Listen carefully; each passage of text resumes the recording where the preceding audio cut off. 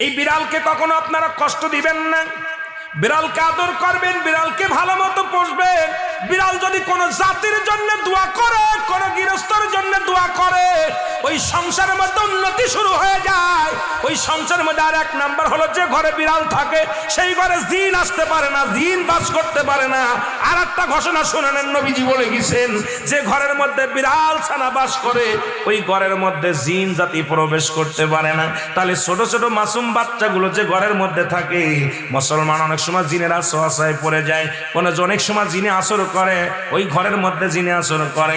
যে ঘরের মধ্যে বিড়ালকে আদর করে বিড়াল থাকে, ওই ঘরের মধ্যে বিলাই বিড়াল বিড়াল বিলাই বিলাই, এইটা যার ঘরের মধ্যে আছে এই ঘরের মধ্যে দুষ্ট জিনেরা আসতে পারে না। জোরে জোরে চিল্লায় বলা যাবে না মারহাবা। একবার নবী সুলাইমান আলাইহিস সালাম শুনতে পাইলেন পাশের বাড়িতে একটা কুকুরকে কষ্ট দিয়ে বিষ